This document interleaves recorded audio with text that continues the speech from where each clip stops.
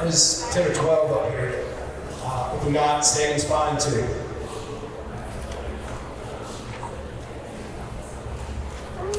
Slide by you. So thank everybody for being here. My name is Joe Morgan.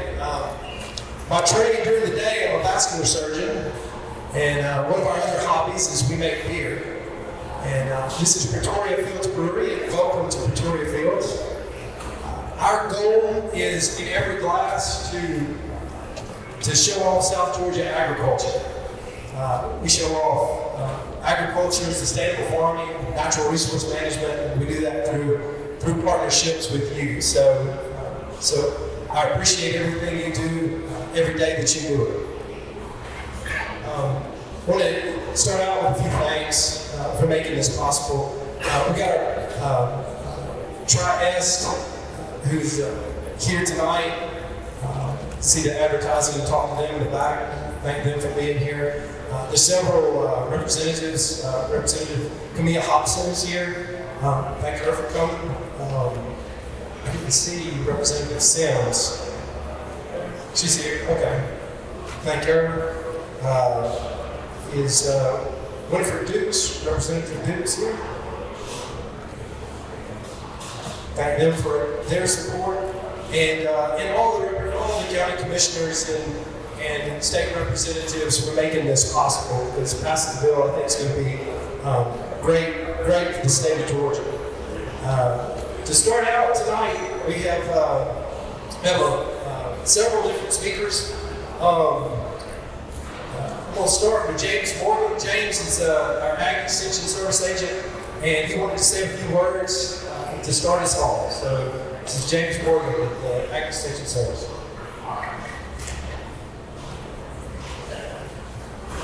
Good evening. Thank you, Dr. Morgan. Again, my name is James Morgan. I'm the Agricultural and Natural Resources County Extension Agent here in Albany. I'd like to welcome you all to this very informational meeting. And I'd like to thank Pretoria Fields for reaching out to UGA Extension to help host this meeting tonight. So for all of you guys who live in Albany, I'll be around to assist in any way that I can. And if you live in other counties, just make sure you get in touch with your county extension agent. Thank you.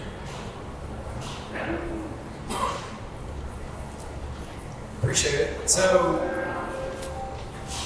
not get too far in front of that. So hemp, and why did it make sense with our business plan? So hemp's been around for thousands of years. It's the fact that it's been illegal in the United States and in the States is just a blip in our existence with this farming product.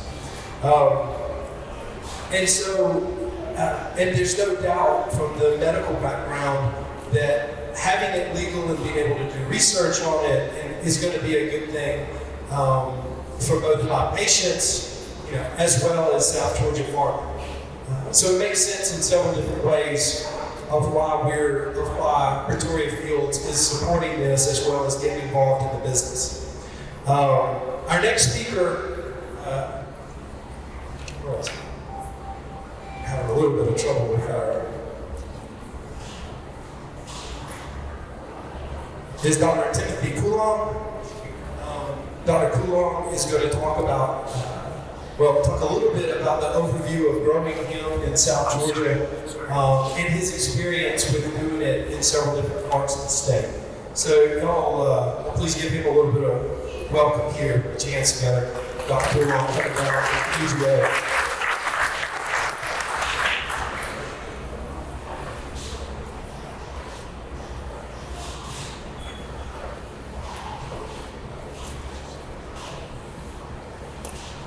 Thanks for coming out tonight. Can y'all hear me in the back? Good. So my name's Tim Coulomb. For a number of years, I was a vegetable specialist down here in Tifton, doing commercial vegetable crops. Last November, I moved up to Athens full time to pick up organic vegetable responsibilities. And then the hemp bill got passed, the farm bill got passed, so I was asked to take on some hemp responsibilities this first year. So I'm going to talk a little bit about production. I cut a good bit out of the talk because we can spend days talking. It's just like any other crop. If you want to learn watermelons, we we spent 2 days talking watermelon. So I don't want to get bogged down too much, but I do want to cover some things. This picture actually, this was in an AJC article that came out this week. This picture I was taken last Thursday. Interestingly, this was really late planting material. Hemp is photoperiodic, and I'll talk about that in detail in a second, but most people found out we're doing research on it, people sent seeds and different plants, and so we actually planted this really late in the year. We planted this last week of July into the first week of August, and I was not expecting it to do well at all. I thought it would get this big flower, be a complete waste. And some of the varieties did do that, absolutely. There were some that got a foot tall and aren't going to do anything. But we actually got some unique material out of Southern Europe and the Mediterranean region that looks pretty good. And so I think we will have some genetics that will do well in South Georgia. It's just a matter of finding them. So a little bit about hemp production. Dr. Morgan and I already discussed it. Just really to cover for folks, you know, a lot of states around us have been growing hemp for the past few years. They've been doing that under a pilot program through the 2014 Farm Bill. So in 2014, when the Farm Bill was passed, you were allowed, if your state was interested, to introduce a pilot program for research. And that's why a lot of the Carolinas, Kentucky was one of the first to jump on, Tennessee and so on. They're a little bit ahead of us because they've been growing hemp commercially under this pilot program. Georgia did not participate in that, so that's why we don't have that commercial production and other states do. So this year, when the legislature passed House Bill 213, legalizing hemp in Georgia after the Farm Bill, they had a line in there that UGA was allowed to start doing research. And so that's what we've been doing this year. We're trying to get some information. So just a little bit of background, industrial hemp is still like a cannabis sativa or cannabis indica type plant. It looks the same as marijuana essentially, but the major legal difference is that it's below 0.3% THC, so it doesn't have any psychoactive properties. So that is the legal difference, the threshold why it's called industrial hemp. And so industrial hemp can be grown for CBD, which I'm going to spend the bulk of my time talking about tonight, or fiber, or for seed. And so a lot of folks think industrial hemp is only fiber. That's not correct. It actually is grown for CBD. But that 0.3% THC is the important part. Now, just to clarify, out west we have medical marijuana and so forth.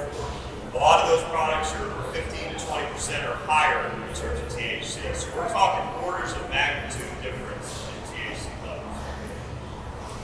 A little bit, we'll have some other speakers to talk about processing, but I'm going to talk a lot about floral material, and that's really where your money is. Most of the CBD and other cannabinoids on the plant, terpenes and so on, are produced from trichomes here, the oils that are around the trichomes. So most of your yield is going to be from the floral material. And so that's what we're going to focus on growing, is the floral material. There's a little tiny bit in some of the leaves, and you'll get that in the harvest. Really none of the stems. We want to maximize the flower production, basically. And so hemp for CBD is very different than if you're growing hemp for fiber or seed. It's grown on a very wide spacing, 1,500, 2,000 plants per acre in that range typically. And so it's grown, you know, if you think about vegetables grown on plastic, like tomatoes on a real wide spacing, that's kind of a similar production system as hemp. You want all female plants, but you want a lot of non-pollinated floral material. And so that we're maximizing flower material. We don't want any males out there. We want all females. In this case, males are bad news. And so the other thing, when you're growing for CBD, is there's a lot of labor. Because this currently, there is some mechanical harvest, but a lot of it right now is hand harvested.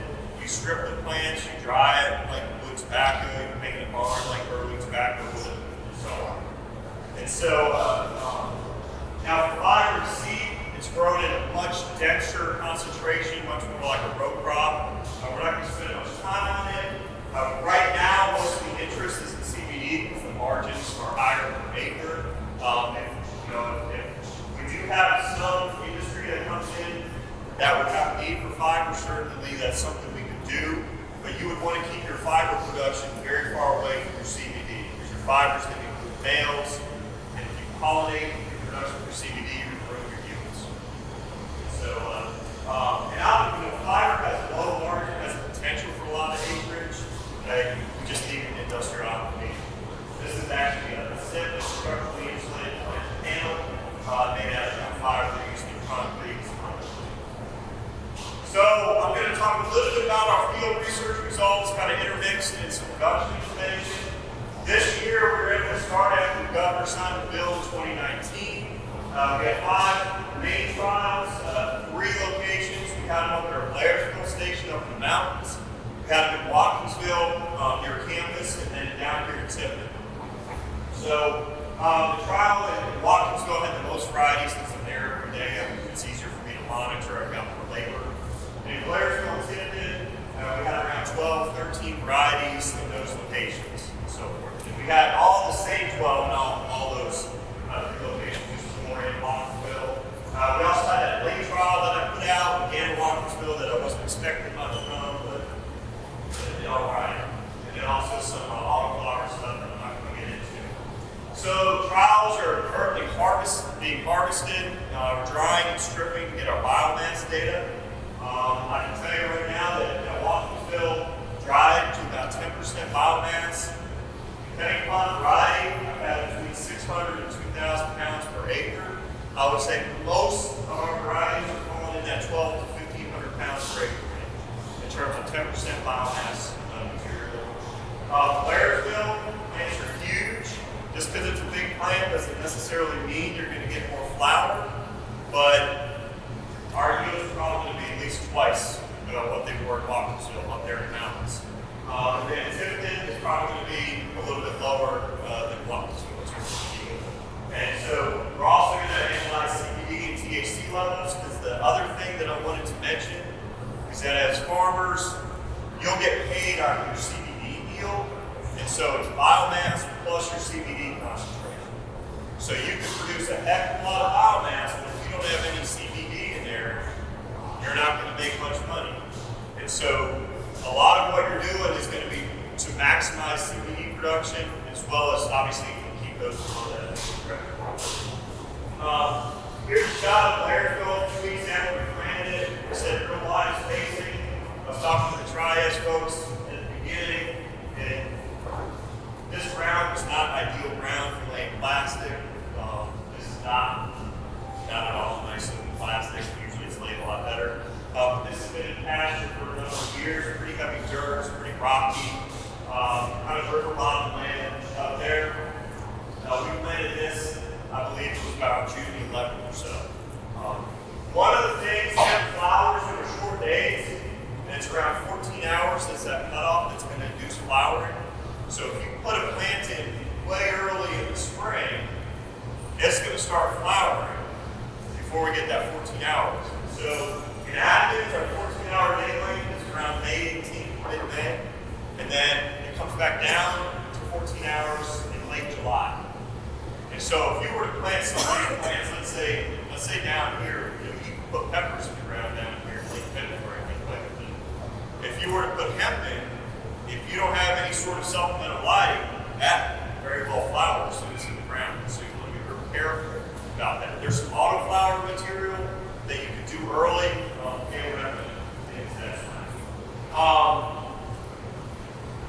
So this is actually from a grower in South Carolina. See plastic, I did leaf cultivation between my rows. This grower did plastic. It did real wide rows so they could drop a mower between them and just mow. And actually this might be a real good option. There's no labeled herbicides and so on.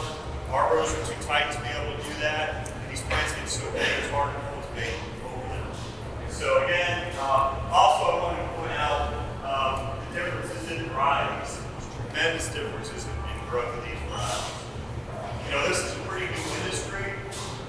talking something like bell peppers that have been bred for years and years and years, you're not going to see these huge differences. But in hemp, there's so much new material, you're going to see some big differences. So for female plants, we've got two options, and really one that I'm going to recommend for next year. You can grow feminized seeds, which are seeds that are supposed to be all female, or you can take cuttings from other plants. So take cuttings off of female plants. And so the cuttings this past year, they're fairly expensive. I paid about $4 a piece. If I was buying 500,000 of them, I'm sure I would have paid less. But on a small scale, they are fairly expensive. You figure if you've got 1,800, 2,000 plants an acre, $4 a piece, you've got 6, 7, 8 grand an acre of plants potentially. So that's one thing. Here's some seedlings that we grew. They grow very quickly, seedlings. That's the 128 cell tray, and those are just over 3 weeks old. So they grow quick. But with feminized seeds, and I'll get into it in a second, if you don't get really good quality seed, you can have some problems. Clones, we took some of our own cuttings and clones. It's actually pretty straightforward. We used rooting hormone, put them under this system. We had good roots in 2 weeks off these. And so the key is getting good mother plant material. This plant does root fairly easily.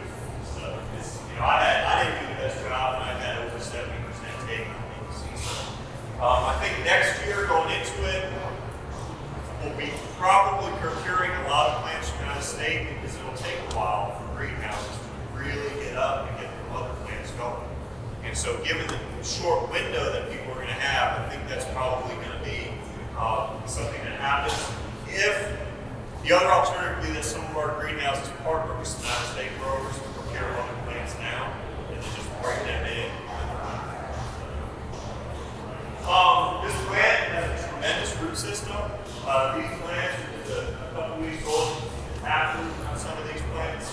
They do have a fantastic root system. That also means that they pull up a whole lot of things out of the ground. So they want to point it out. These are much stouter plants and much more vigorous than that. So feminized seeds. To get feminized seeds, basically what you do is you treat a female plant, photo silver, silver top, whole thing. And that will cause it to set male flowers on the female plant. And then they use those for pollinate plants. And so the seeds that come off of that are supposed to be feminine. Typically, if you're really good quality seed, it's claimed you can get 95%. I bought feminized seed this year, and I had some very good ones, and then I had some that were not so good. And I had to go out and chop nails out of my field. So on a large scale, if you got to chop out, a couple hundred nails per acre, that's a lot of labor. And it's a lot of waste of cost. So here's the goal. The pollen on it is very, very light. It moves very well in the wind and so on. And so it's just something to really be aware of. This is probably really hard to see with male plants, the difference in flower. The other thing is you can also get hermaphroditic plants, plants that look female, and then all of a sudden you go out there one day and you see male flowers. And so again, there's a lot of, there are some challenges out there in terms of production. This is what happens if you do have some male plants. I did have a male that stayed and got pollination. And here's one that was a little bit earlier, got pollinated next to a non-pollinated plant. So what they'll do is they stop producing that floral material, they start producing seeds, just like most any other plant would. They put their energy in seed production. And so, again, no yield, essentially. Autoflower plants, I'm only going to briefly touch on it. Instead of flowering based on day length, these just flower based on days after seeding. So it would be like snap beans or something. Flowers, 40 days after seeding, then you harvest the next 56 days out. The one thing with autoflowers is that the genetics is pretty fickle, and so you can get some really bad looking stuff. This is a direct seeded autoflower thing I did this year. I had very low emergence on it, 40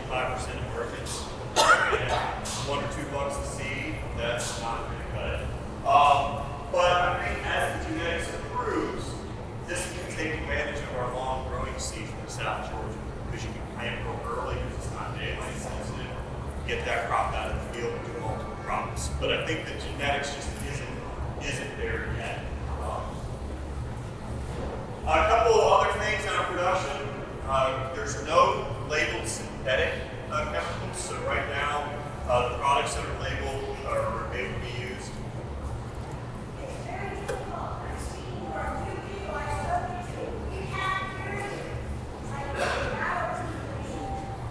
All right.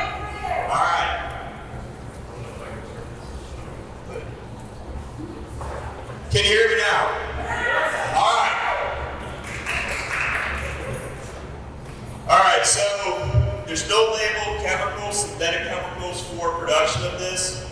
There are a lot of natural products, organic compounds and so forth that could be used. So just keep that in mind. It's going to take a while before products are labeled. They have to go through approval. And the other thing is that because you're putting this on and you're extracting this for human consumption, there's another layer of approval there. And so this is actually what happens. They're very sensitive to a lot of things. This is some Roundup drift from material that was put on over 1,000 feet away. And so very, very sensitive plants. A little bit on fertility. This year we aimed for between 100 and 150 pounds of nitrogen per acre. Up in the mountains in Athens on the heavier dirt, was around 100 pounds in the mountains, about 120 in Athens. Down here we're on very, very sandy soil, so we're higher than that.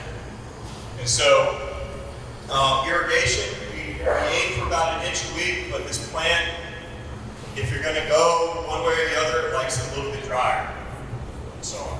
So a couple of things I'll talk about. You see the nut sedge coming through the plastic. It's fumigation. And so I'll talk a little bit more about it in disease with fumigation, using chloropicrin under plastic, maybe an option. It's an all-crops label. It's obviously not organic or anything like that, but it could give you some really good disease control.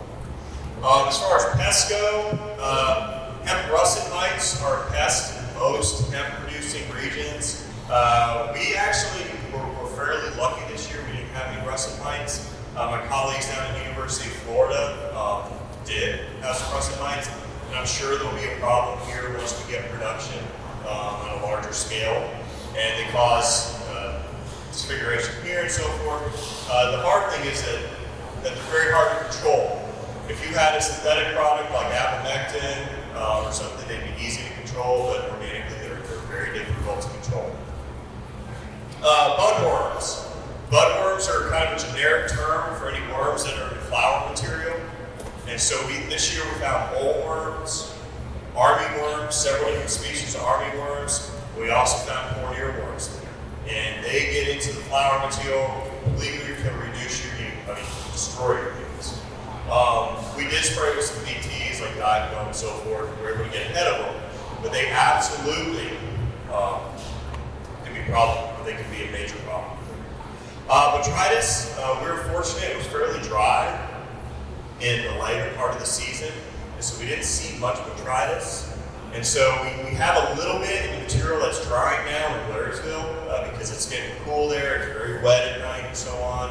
And so we have seen a little bit, but I do think it's a problem in other places. I think we benefited from having a really dry early fall this year for that.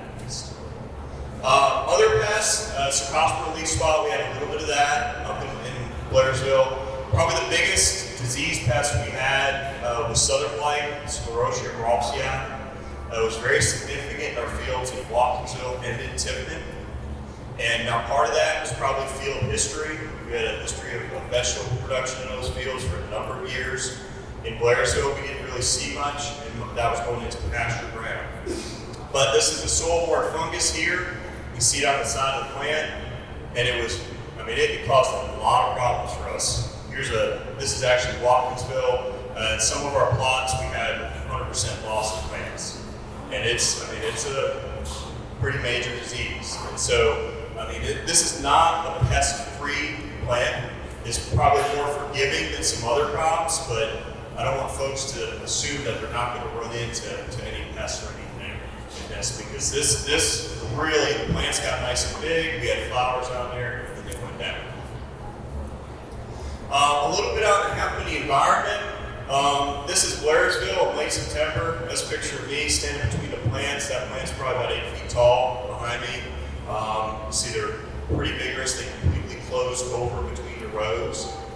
Now we're fairly fortunate it was dry up there in the fall. If you have plants like this that are closed between the rows, you're not going to get a lot of airflow. And so if you get a whole lot of rain, you potentially have a lot of botrytis and disease there.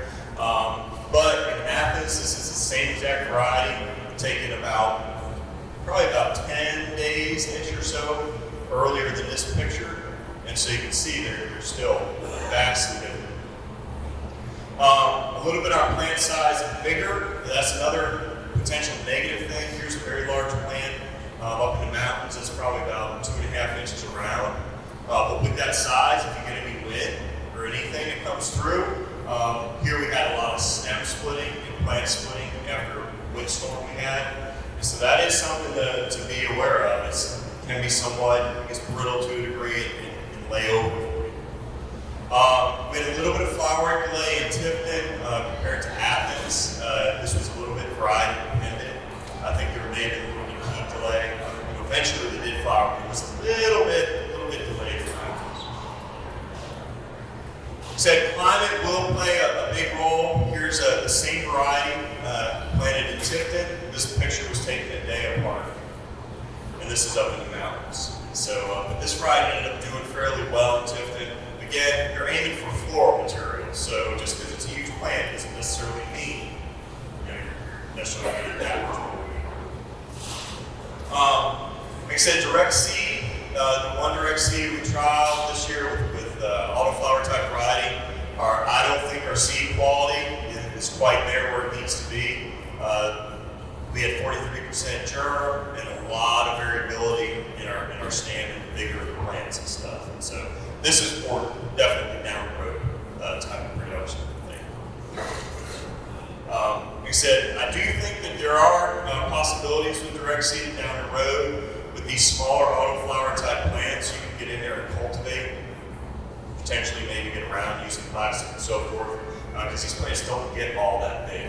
So you might be able to go over them with a high clearance tractor or something like that.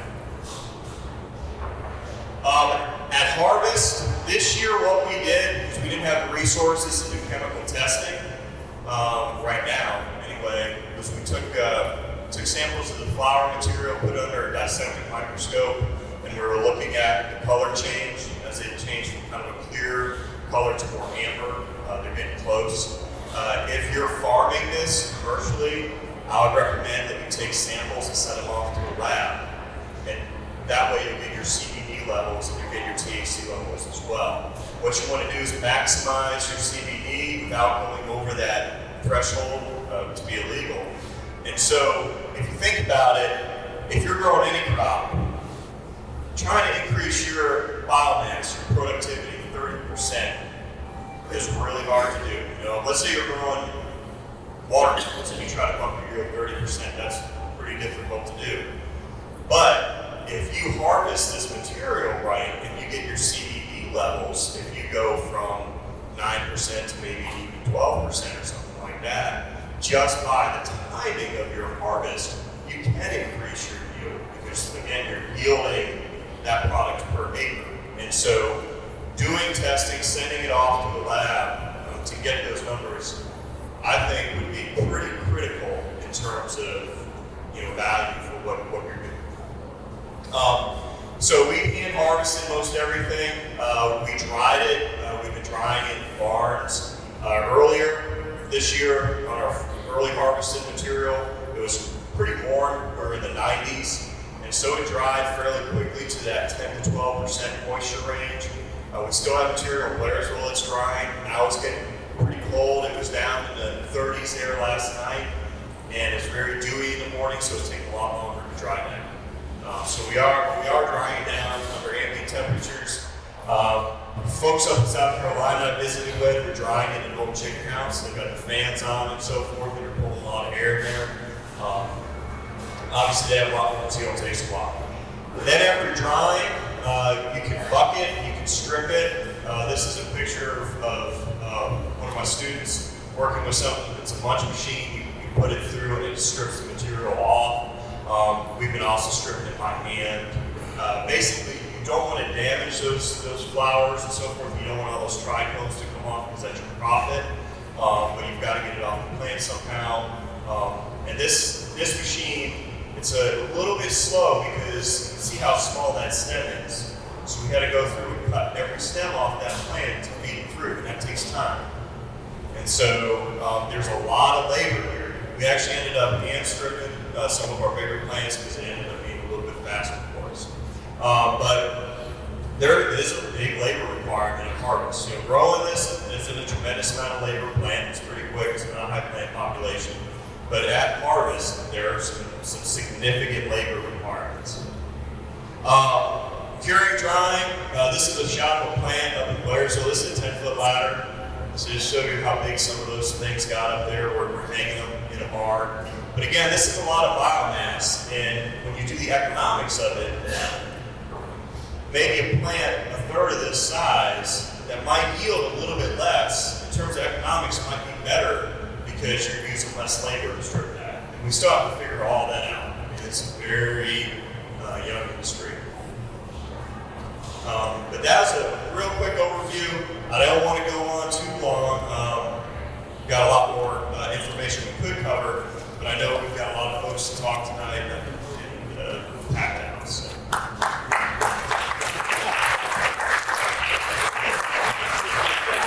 Sorry about the volume in the back. So, thank you, Dr. Coulon. Dr. Coulon was talking about science and agronomy, obviously. We're lucky enough tonight to have David Wayne Cooper. And Mr. Cooper is a farmer from East Tennessee. He's been in the hemp industry for a while, but he's been growing for the last 2 years. And so he's going to tell you some of the hands-on experience of what he's dealt with. So, Mr. Cooper, come on up.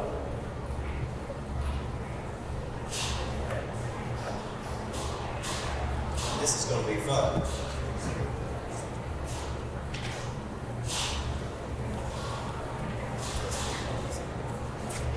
How we doing tonight? Everybody good? It's good to see this much enthusiasm and professionalism to be interested in this hemp industry. I have been to a lot of meetings, I have spoken at a lot of events, and to see this much collared shirts interested in this is great. I love the approach that Georgia is taking. They have not jumped into this booming industry that America has going right now. They have taken their time to make sure that they're doing it right. And that is going to work out very well for the farmers. Without the farmers, there is no industry. So to see Georgia and these folks take their time in making sure that these rules and stuff are implemented correctly so they don't see such failure like these other states have is wonderful. I have been growing cannabis for many, many, many years. I have been growing CBD hemp in Tennessee for 2 years. The reason I've only been growing CBD hemp in Tennessee for 2 years is because we could only grow CBD hemp in Tennessee for the last 2 years. For the first 2 years, it was a fiber crop only, and our seeds was issued by the DEA, which was a horrible way of starting a hemp industry. They were late on delivering the seeds 2 years in a row, which caused the farmers to lose tremendous amounts of money. So therefore discouraged the hemp industry in Tennessee right off of the bat. So I think Georgia is going to be able to be a power state like Tennessee is now. Tennessee has done a lot to improve their industry and rule changes, and hopefully that we can use our experiences with the failures that we have had to make sure that these other states, our bordering states, do not have to go through those failures. One of the number one things that I would suggest getting started in farming is know the genetics. Research your genetics of what you're growing. research where they're coming from. He touched on russet mites. We did not have a problem with russet mites until this past year. We seen them the first year, but they have really been a problem this year. The reason being is this is something that's coming from out west on these genetics. They're microscopic, so you cannot see them. So everybody wants to be part of this industry, and there's a lot of false information and false genetics in this industry. So that would be my number one thing to you guys, is to make sure that you know what you're putting in the ground. He touched on sativa and indica. Hemp is sativa. L is the technical federal term for what we're doing. Cannabis sativa L. Hemp is cannabis.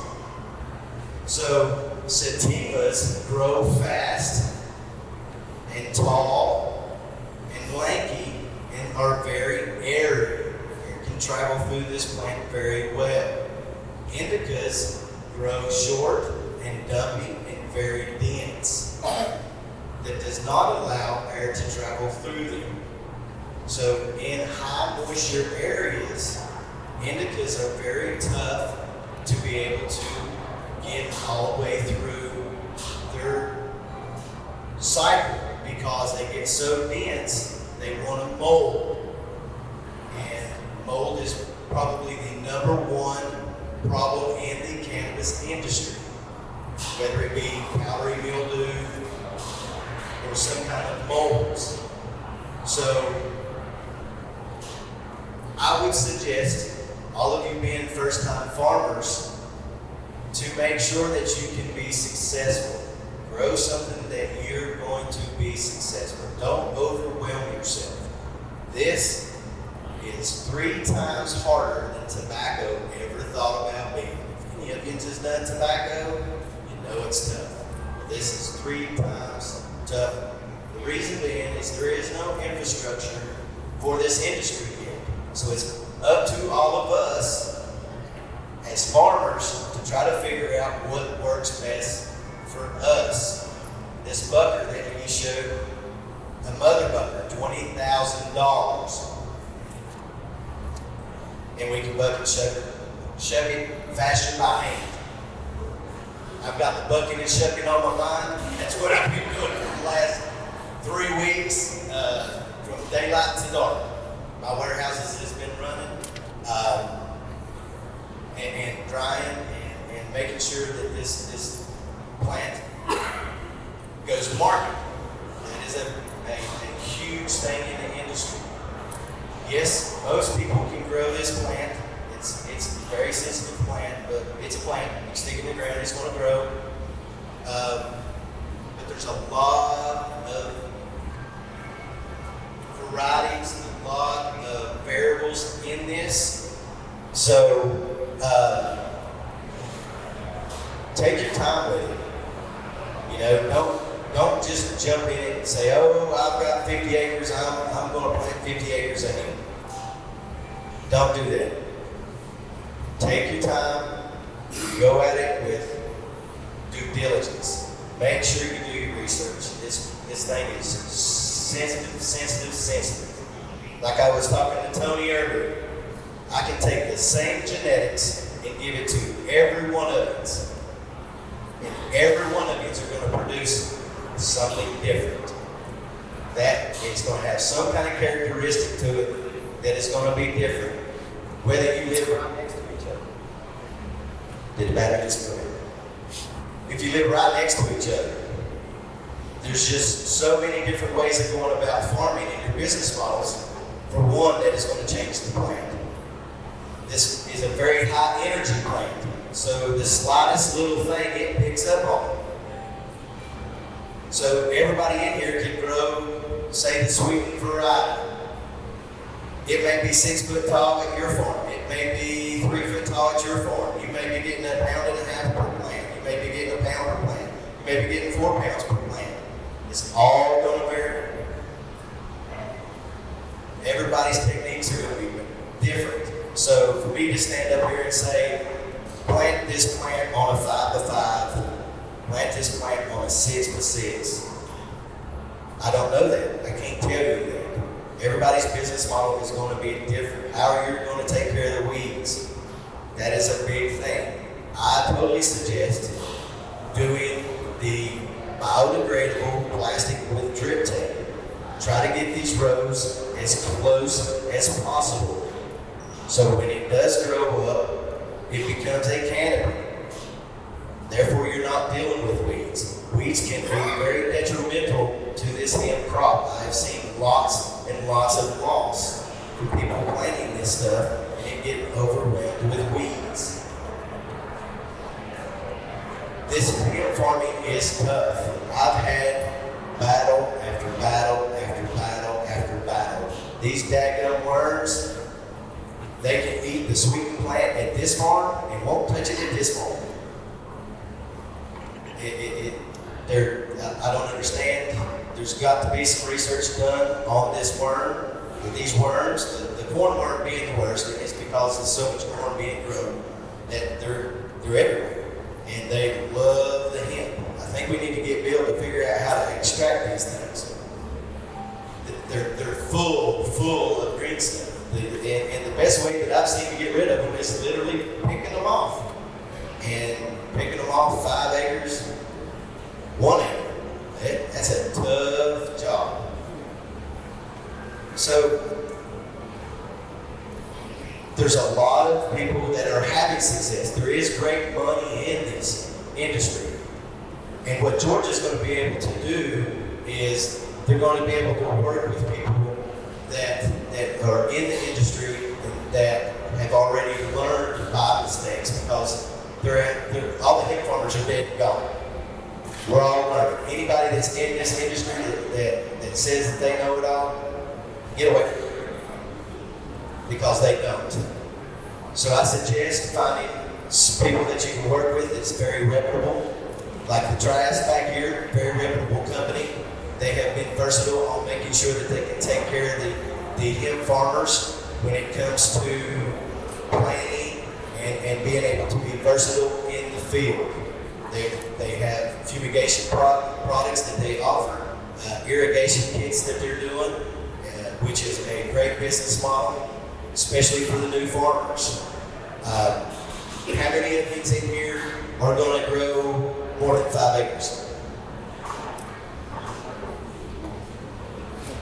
How many of you guys are going to grow 5 acres or less? Wonderful, great to see. So my very first year, I've done nothing but study the genetics that I brought in. I wasn't trying to produce a marketable crop. My goal was to make sure that I brought in a very good genetic that the Tennesseans could grow on a large scale. So I've done nothing but studying 3 different varieties that I brought in from Colorado. One of them I ended up culling immediately. It is called the Franklin. It got powdery mildew horribly fast. The T1, which is otherwise known as Trumpium in the industry, has got a great terpene profile. Can anyone in here tell me what terpenes are? So what a terpene is it's a defense mechanism for plants. All plants have terpenes. A terpene is what makes the plant smell and taste. There's all kinds of different kinds of terpenes. A lot of people are after growing something that is high in terpenes. The T1 is very high in terpenes. It has a wonderful fragrance. The Sweeten was the other variety that I used. The Franklin is a very high sativa. The T1 was a very high indica.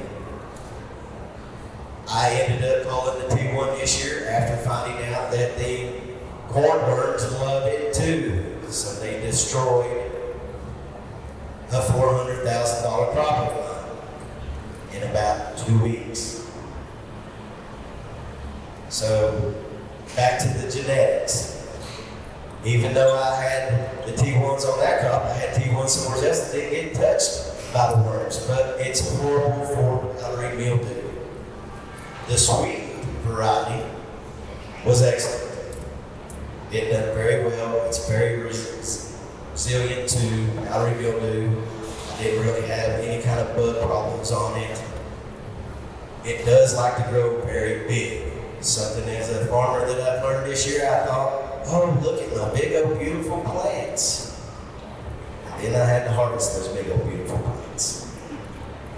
Not only was it tough, and it turned into 3 times the work, a crop that I planted August 1st, this tall, weighed just as much, and just as much flower on it as the plants that I planted at the beginning of the year that was over my head. They were full of branch and full of stalk. So I do not suggest trying to grow big, massive plants on a large scale. Doing boutique growing, yes. But on a large scale farming production, it is not wise. Because this stuff turns into a nightmare. The hardest thing about growing is harvesting. Harvesting is the number one thing that people leave out in their farming model. Their farming model should immediately consist of I'm planting 5+ acres. Therefore, I need 5+ acres of growing drying space for that. So how many of you in here have drying space for your crops?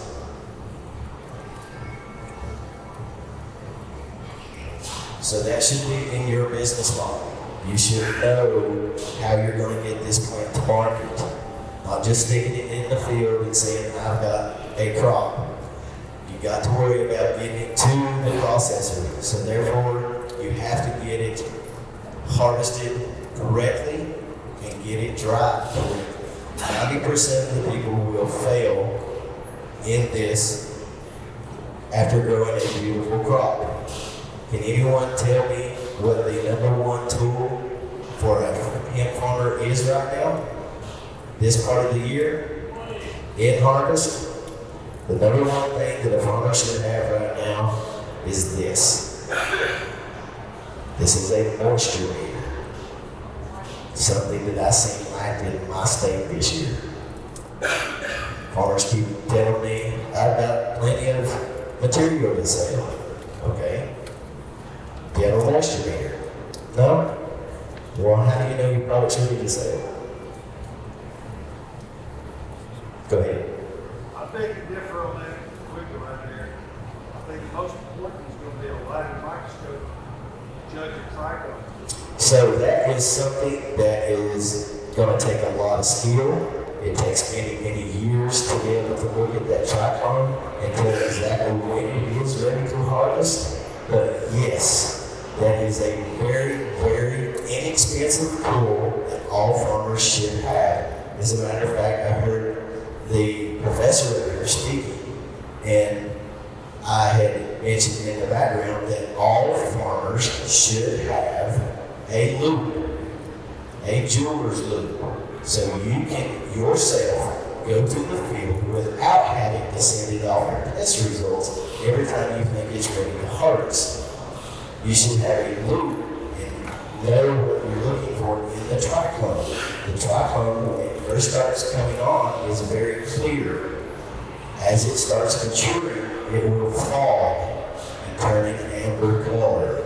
Also, the pistils. The pistils are the little hairs that come out of the flower, that we call it. Some people call it bud. Those are pistils, and those pistils come out white. They will also start turning an amberish type color. But yes, you are right, a loop should be in your business model.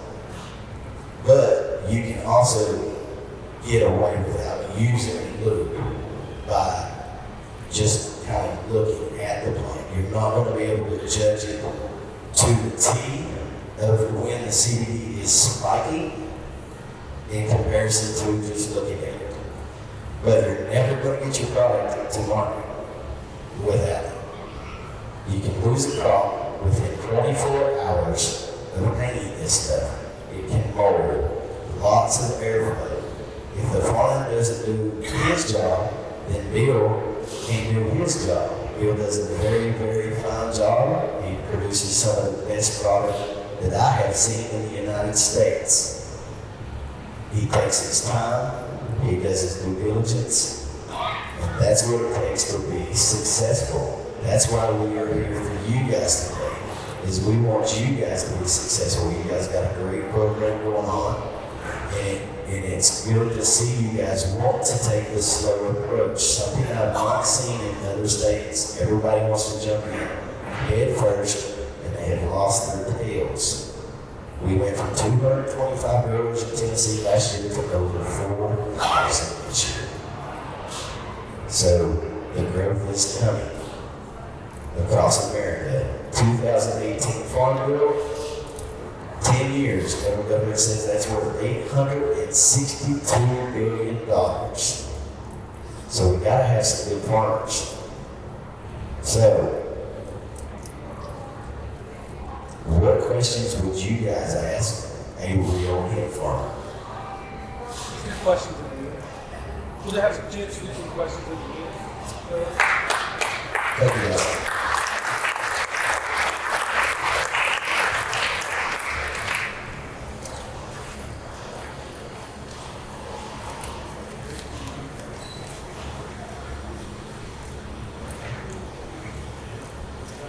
So we've had a little bit about the science, or a lot about the science, and some hands-on growing. So now that you've grown your crop, what are you going to do with it? And first thing I want you to, Harrison Morgan's going to talk a little bit about that, and then we'll hear about the extraction process in detail from our consultant.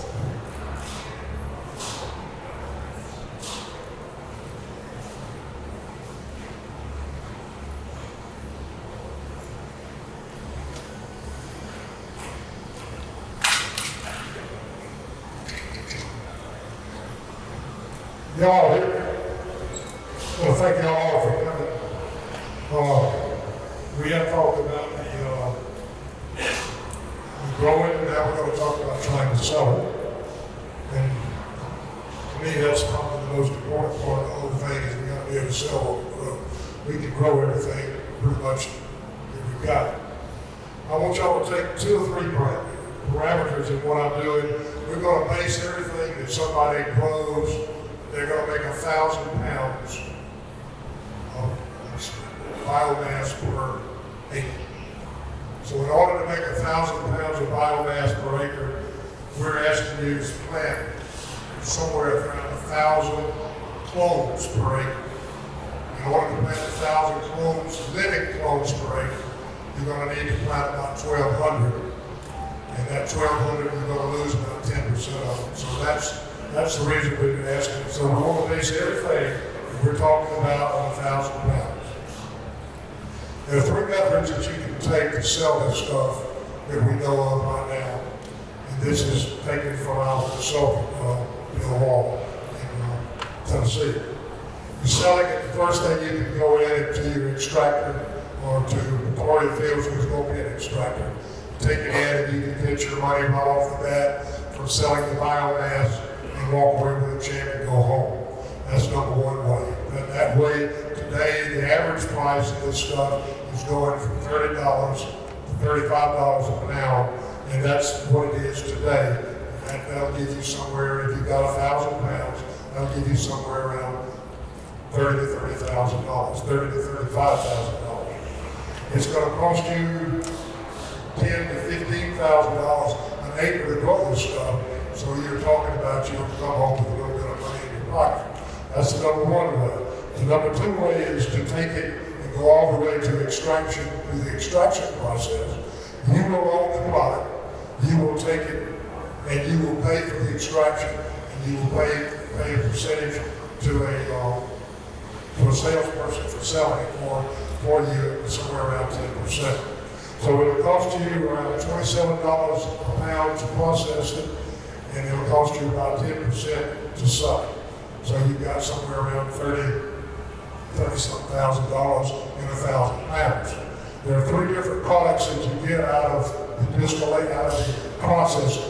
The first one is what Dale will talk to you about, is the waterized crude, which is a tarry black substance. And the second thing is a distillate, which is a liquid, and then you got an isolate product also. The tarry black substance that comes out first is averaging about $1,000 per liter. Now you're going to go from 1,000 pounds of biomass to making about 33.3 liters of liquid of some sort of liquid. Either it's the distillate or it's the isolate or it's the waterized crude. So at that price, the waterized crude is selling for about $1,000 per liter. We've got 33 liters of this stuff. And then the distillate, on average, is selling for about $5,000 per liter. Now, that's all over the board, y'all. You can go out and look at it, and it'll bring, it may be $1,800, it may be $8,000. So we took the average, and then this is what it is in today's market. The isolate is about $4,000 on the average per liter, and we take that from it's from $1,000 or less up to about $6,000. So we're taking the average. We take all those and put them together, and when you get through at the end of the day, you're going to have about an average of $3,000 a liter in the liquid. And that liquid, you got 33.3 liters, so it would bring you a gross in today's market. I mean, what it's going to be next year. In today's market, is about $100,000. So you've got $100,000 worth of gross sales in that 1 acre of hemp that you've done. It's going to cost you something around $27,000 to process it, and it's going to cost you about 10% to sell it. So you've got about $37,000 involved in the processing. So you have $60-something thousand that you would have money less the cost of growing. So that's method number 2. The method number 3 is what you can do some kind of barter method where you'll go in and you'll barter with the extractor, and you will do either a 40-60 method or a 50-50 method, where you will own 50% of it and the processor will own the other 50% of it, and that costs you anything to process it. Those are the 3 ways to do it. The first way you make your money pretty much right away is like you're selling tobacco or you're selling cash crop on the market. The second way is going to take you about 120 days to maybe 150 days to get your money through the process that we're having to go through to sell. The third way is the same way. It'll take you a little while to get your money. Now, this, like he said, this crop is hard to grow.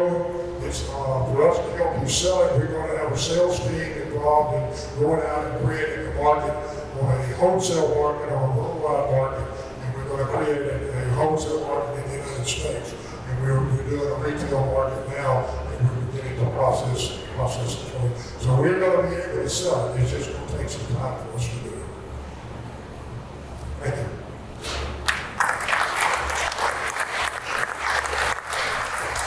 So if you don't miss anything, we have a Pretoria Fields Collective YouTube channel, and I don't know, I hope everybody's familiar with YouTube. And so you can find all this. We should get us to the end of next week, and we should have it all posted. So if you miss anything, it'll be on the YouTube channel. We'll video it tonight. So next up is Mr. Bill Raw. Actually has. And so Bill is Pretoria Fields extraction consultant, and he's been doing this in Tennessee. We appreciate him coming down. So thank you, Bill. These work? Does anybody know if these work? Okay. Can everybody hear me okay? I'm not going to use this if I don't have to. So now that you're all hemp experts, right? Everybody back, hemp expert? Know everything there is to know? Okay, I'm here with bad news. The bad news is this ain't easy. The good news is it's worth it. So in Tennessee, we have as DW pointed out a while ago, 3,000 farmers this year, or 4,000. I'm going to tell you, a good half of those failed. They failed. Now, that number isn't in yet, but that's my bet, and I know a lot of them because we extract for a living. It's what we do. We have a lot of these farmers under contract. I consult on grows all over the world, including China, which we're not going to allow any of that stuff to come here. China's number one word in all business is lead. There's a Chinese word for lead. It's lead. That's not coming here. 57,000 acres up in Guangzhou. It's a world commodity product. So why do we want to do this in Georgia? Why is a guy from Tennessee down here in Georgia? Because you guys are positioned to be the best in the world. Okay? I don't say that lightly. I have a company in Tennessee. But here's why. Your soil is good. Your farmers are great. Your professionals, your corporate style farmers. Your weather is great, and the closer to the Gulf Coast you get, it's better. And you can't hardly beat the laws that have come down in this state. The state didn't get in there right off the bat, as DW was talking about, and do everything they could and see if it stuck to the wall. So everybody's learning. They're learning well. So what I would tell you is, when it gets to the point where there's 4,000 farmers here, half of them are not going to fail. The grand majority are going to succeed. And you can learn from the mistakes that are made in Kentucky and Tennessee and you name it. Now that's important for a lot of reasons. Obviously, as a farmer, you want to be successful. That's your business model. For a state, you want to be successful. Our job at Benmar Extractions is make life better. That's our goal. That's our tagline. We just shot a documentary for PBS. In that documentary, we talk about what is your goal in life. Our goal in life is to make life better. And they thought, well, okay, that's for the people taking CBD. That's part of it.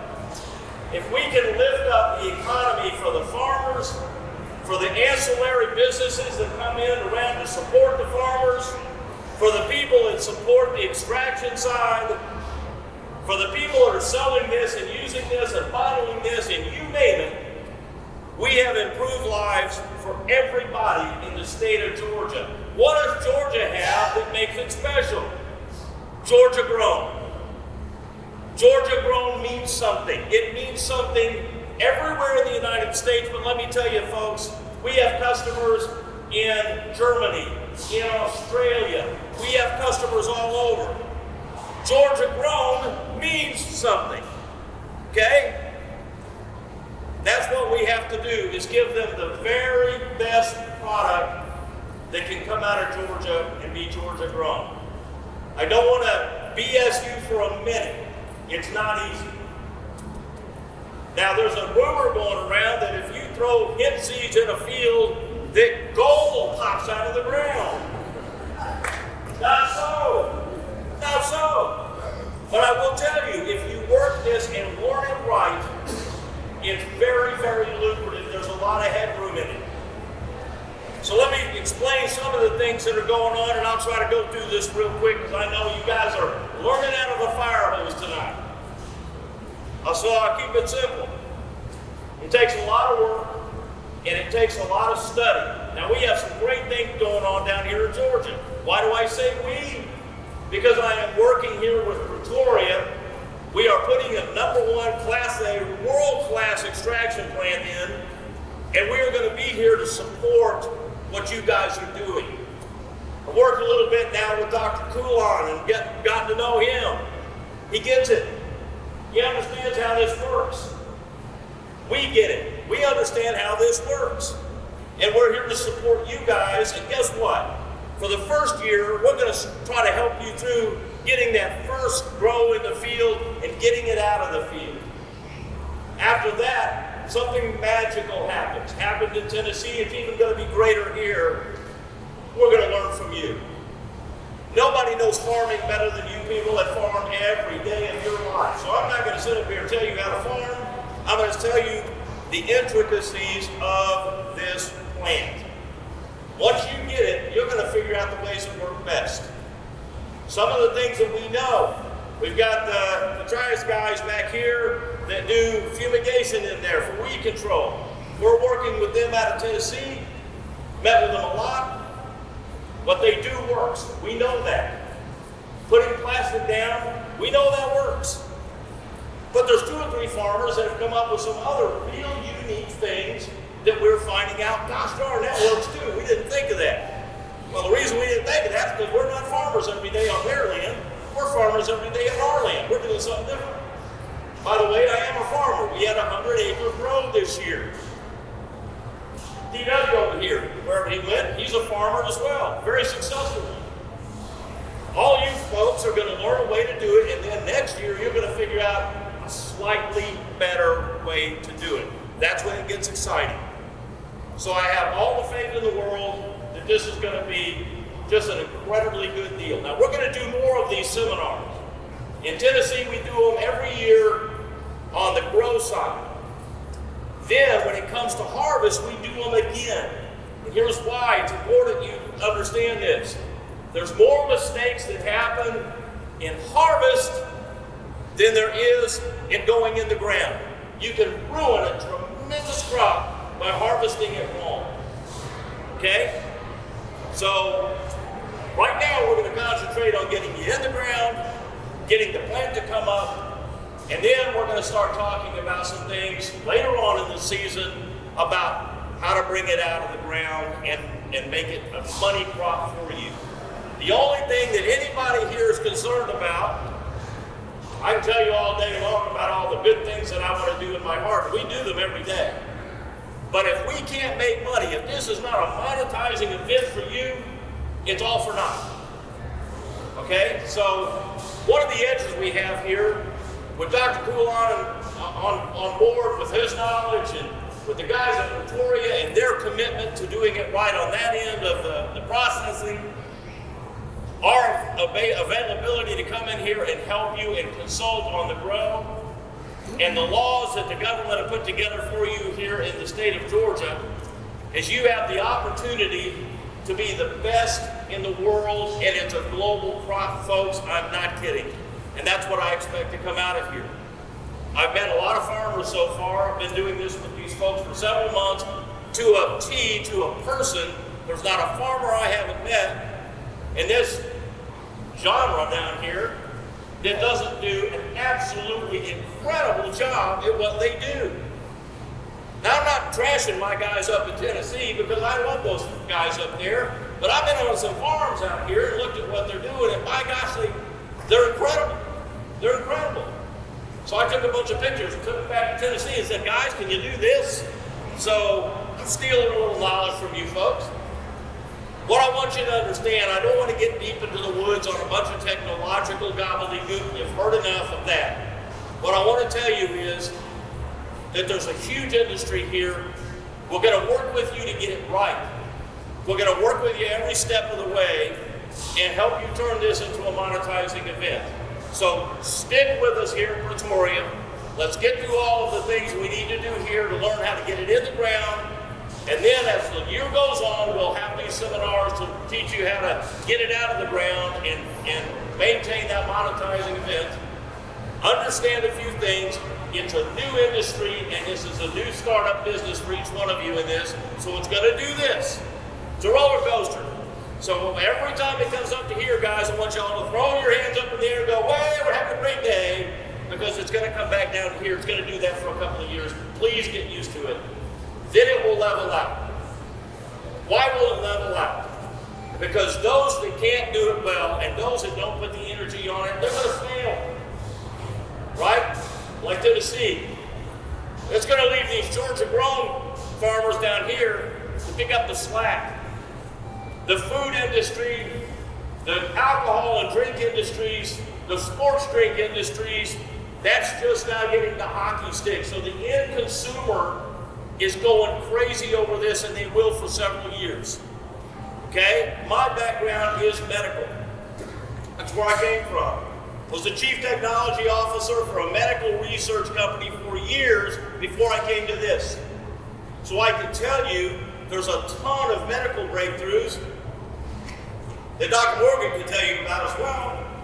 But that's not where the big splash is going to be. The big splash is going to be in consumer. Consumer's it. That's where we're going to go with this. And Georgia grown means something. I don't want y'all to lose sight of that, how important that is. Georgia grown means something. So I'm not going to go any farther. Thank you so much for being here. You guys are just tremendous. This is the first day of a lot of days. Let's go once again.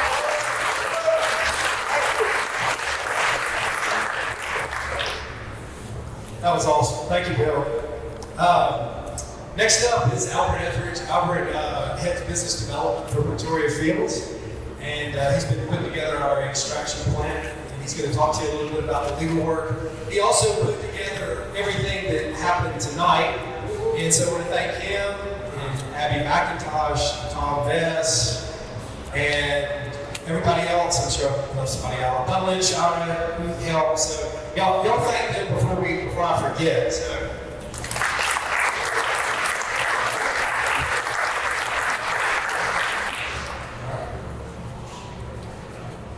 Well, we're almost to the end of our program, and this is the fun part, the reason why we're all here.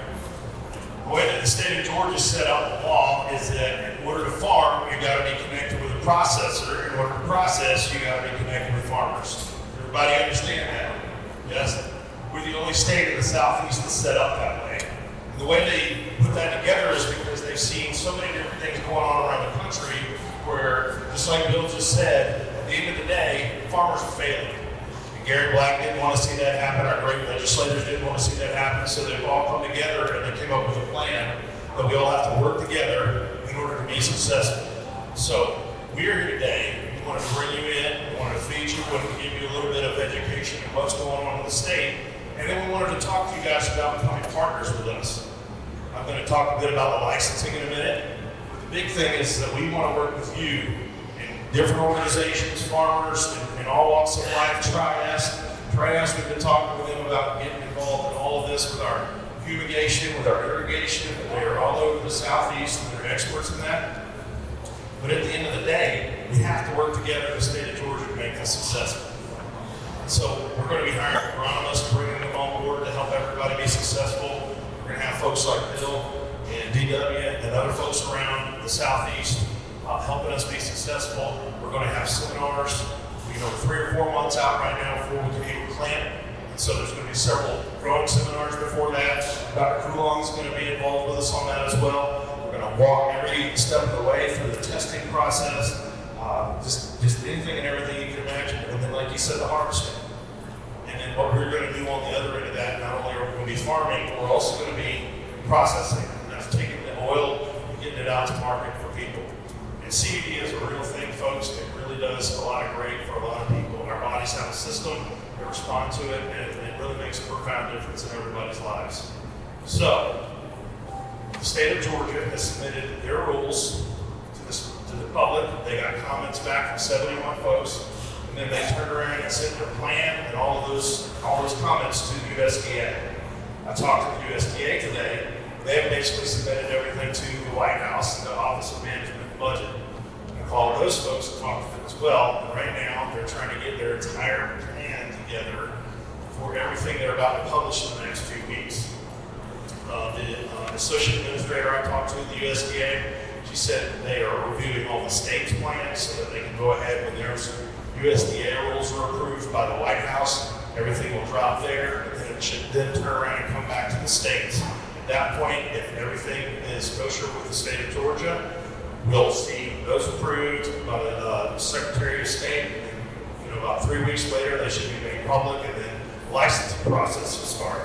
If there are some issues with those rules, they'll then turn and have another open period, and they'll kind of go back to that process. The goal for the state of Georgia is to get through this process as quickly as possible so that the farmers and the processors can get to growing this crop. It's going to be a huge benefit to our communities and to our state. So we have handouts that I have around here. I'm also going to email them out to everybody. We will keep you updated on all things licensing going forward. So as soon as that takes place, you'll be some of the first to know. We want to partner with you all to grow hemp and be a part of the hemp industry. You have the opportunity, we've handed out farmer agreements for review. Send us questions or comments or anything that you have questions about. Our phone numbers are on there, our emails, and we can make sure we get all those things answered and taken care of.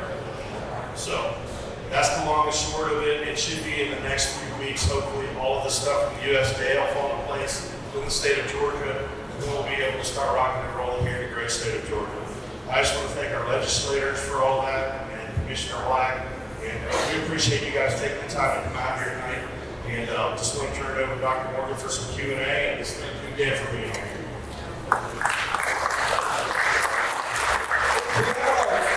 Can all our speakers come back up? Dr. Coulomb. Dr. Coulomb. Hey, we all come back up for just a second. And Bill. Hey, so let's let everybody ask a few questions. I know you're tired, and but if there's any questions, just now's the time. And we'll run through that real quick, and then we'll let y'all go. That's the go.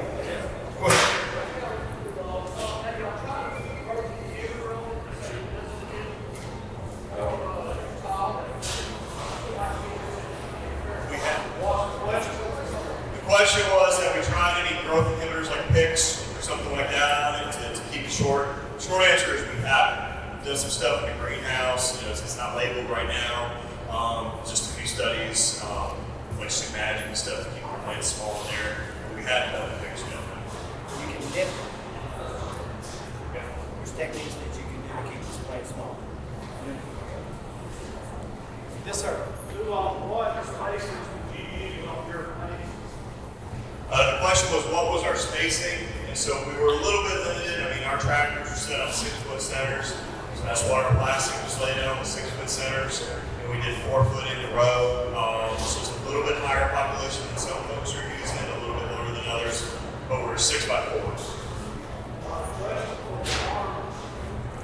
You put these plants in a barn outside, or the, I'm trying to believe you got a 100-acre barn, put a 100-acre plant. There's a couple of ways we've done that. First off, we have more than one location, to your point. Now, in some of ours, we do almost like a drop line, and they lay over each other this way. On others, we hoist them up. We'll put a line out, and we'll put it right next to each other, and we'll hoist them up, and then we'll hoist another line underneath them. The trick is moving a lot of air. Keep that air moving. And the other trick that we started out, because we planted in segments, we harvested in segments. That segment went in, and by the time we got to this end, in about 8 or 9 days, this is ready to go out. So that's one of the ways that we help control the space. But you can get a lot of plants. They don't have to be separated like this. They lay over. You just have to move a lot of air to do that. And the trick is keep that air moving. Also, live with your moisture meter. Live with that. Our best space is 10 to 14%. So once you get down to that 15 and under %, you're pretty good to go at that point. Okay? And you're right, it was a lot of stuff. Yes, sir. You're talking about getting started by using the cuts and seed. You guys also provide resources that can provide the seeding or the cuts for us to get started. So I do supply genetics. I am the owner of East Tennessee Hemp Company and Cannon 419 Inc. And yes, I will supply genetics.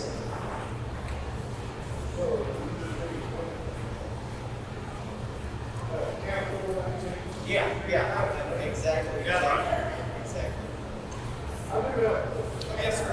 Okay, so on the legal side, so for this current law, can try this process or try his own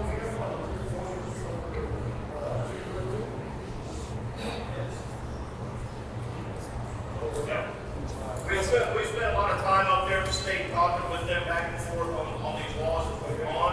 And if that came up, they consider that a farming process, not a process water. Yeah, so you're good to go. Yes, sir. I have some friends in Norfolk, South Carolina, Tennessee, who are growing their own corn organic. General issues for people who are opposite of organic. My understanding is USDA has not established any laws in this part about how you can do it, what you got to do. But the majority of those guys are doing organic. Are you proposing to grow organic or conventional? Yes, sir.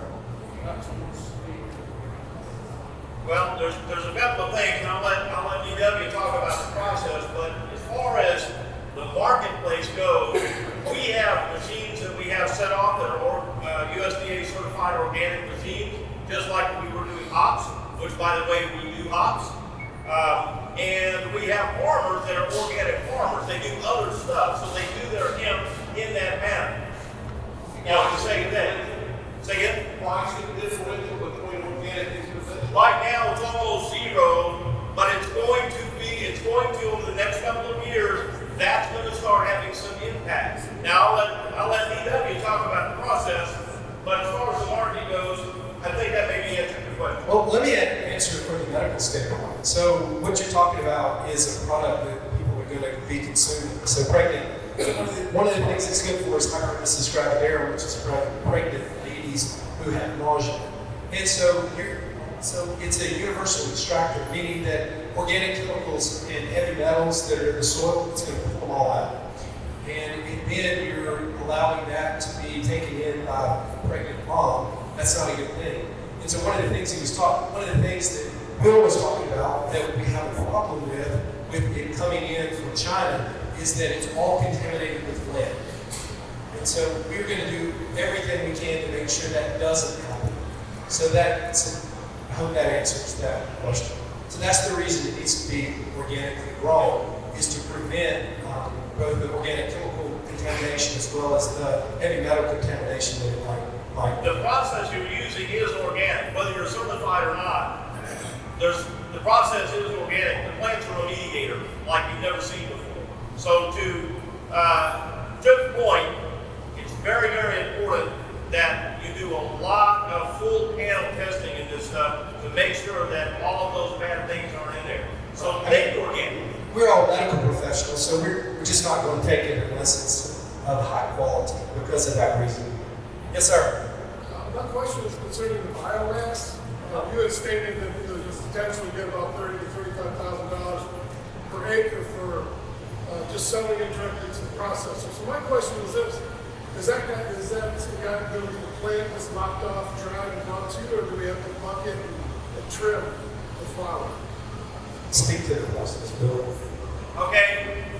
First off, when you're talking about the prices in this industry, I want everybody here to learn a word that we have now learned in the medical world and in the mechanical engineering world: ish. Ish. So just keep in mind that these prices are fluctuating. Now, to your point, yes, it needs to be bucked into a super sack at that point, ready to extract, dried to between 10 and 15%, and pretty much ready to go at that point. Is that? Say again? The extracting is done in Georgia here, in this room by Pretoria Fields. They have an extraction facility that we're building right now, and we are mirror imaging our Benmar extraction facility, which right now enjoys the reputation of being pretty much the best that there is on the planet. Say what? I'll be right there with you. Yes, ma'am. You have to try. Then at that point, when it's bucked, the buds and everything into a big sack, you just make a deal and bring it to the facility. Yeah. You put them in big super sacks. Yeah, and then you. A lot of things went into extracting. That's the harvest. Yeah, so you're talking about growing and harvest, and then we're talking about extraction on this side. So bucking it out is actually on the harvest side, if that answers your question. Okay, somebody had a question back there. I'm going to give you your perspective from all about. I've already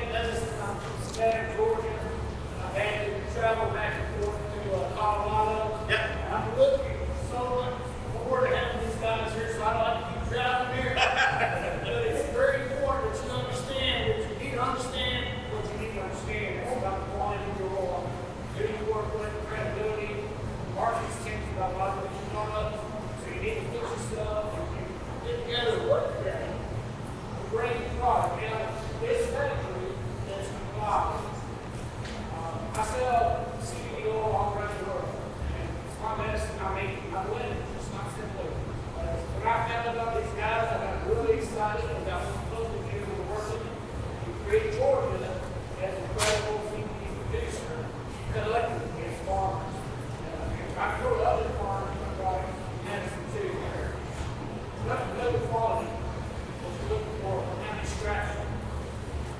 Good job, you all. Thank you. Thank you. One more question.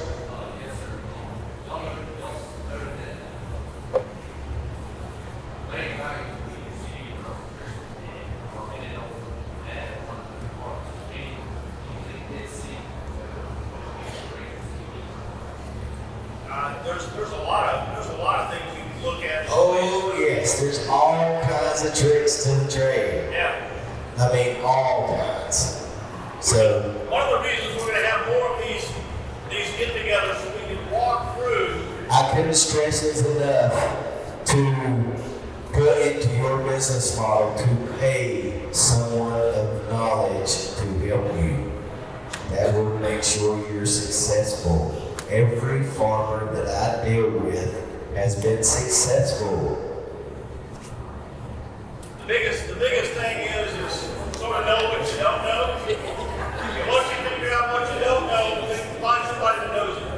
There's a lot of little tricks to it. One of the things is being the extraction plant here, we're also responsible for helping you test to make sure that the crop doesn't get hot. So we'll help you through that process. And we'll also provide, with the Ag Extension Service, agronomists that don't do anything but that help you with your growth. And so that's part of the onus on us to make sure this is good. Yes, sir. Will you operate all over Georgia or just here and around Albany? Sir? Will you be operating all over Georgia, Denmark? Well, we're Pretoria Fields. Mars is our consultant that we're dealing with. But yes, the answer is yes. We'll be dealing with all over Georgia. Yes, sir.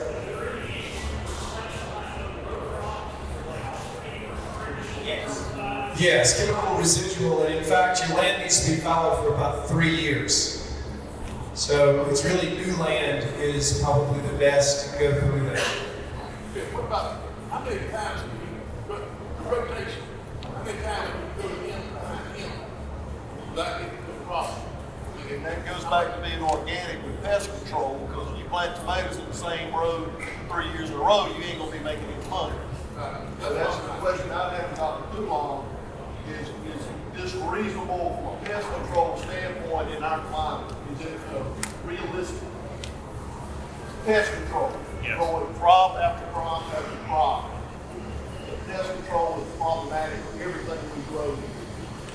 Is this feasible in an organic nature on any real scale? I said this. And that's the bottom line.